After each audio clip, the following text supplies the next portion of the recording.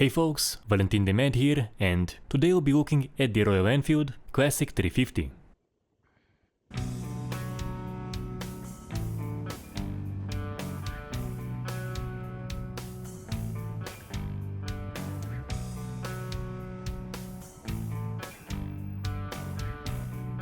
So I will say, it wasn't a planned review. I had my bike serviced in MyMoto in Netanya. At some point I asked Vitaly, the owner, about this bike, and he says if I wanna take it for a spin. Of course the answer is a very excited yes. So I do a quick ride in the area, I come back, I say the bike is an absolute banger, and he basically says my interceptor is not done yet, not even close, so I have a whole bunch more time to enjoy this Classic 350. So during all of this, gear was almost entirely forgotten about. You know, just the helmet, just the Action 5 cam, didn't have a good mic to get the exhaust note, and boy, it was a fun exhaust.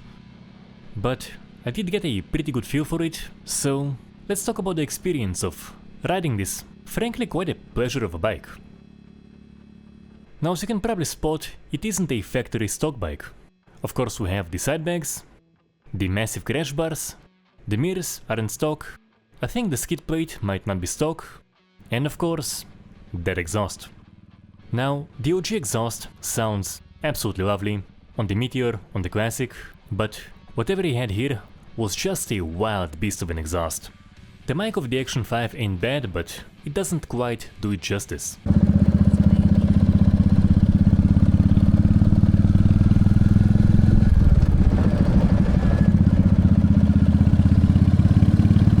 So while it is modified, it doesn't change the experience too much.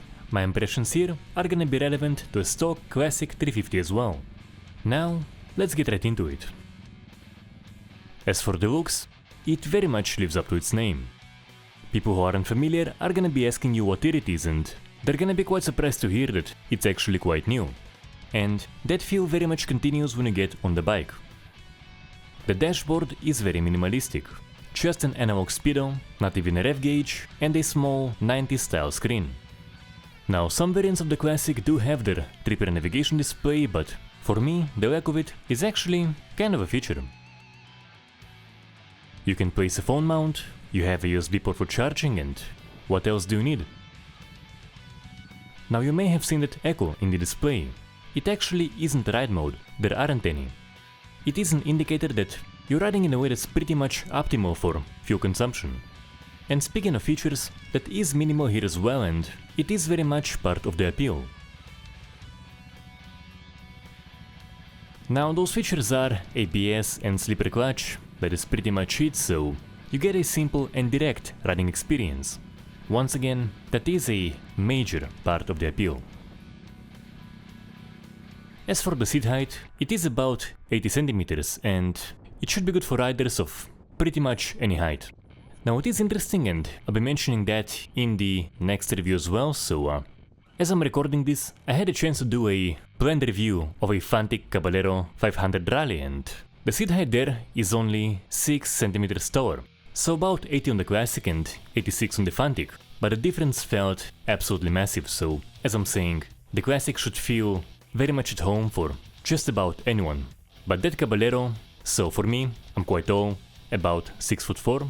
For me it was great, but I barely had any bend in my legs, so for someone shorter, that's gonna be not very easy, especially in city traffic. So what I'm saying is just a very small difference, just a few inches, but it feels absolutely massive. The seating position is gonna be neutral, with your feet going just a slight bit forward. Not quite cruiser-esque, but very, very comfortable.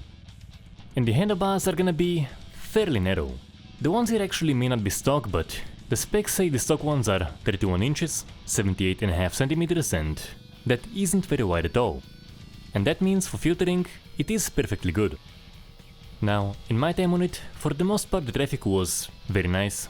Didn't have too much of a chance to try out some maneuvers and stuff, but it feels very capable.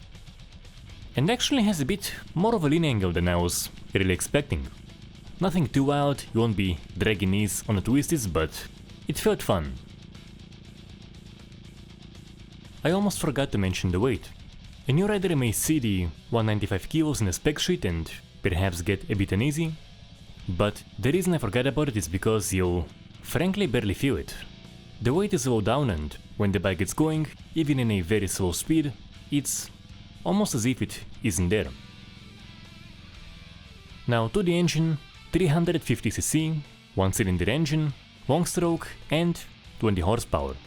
My initial impression was, that feels so damn good. I wanted to pinpoint why.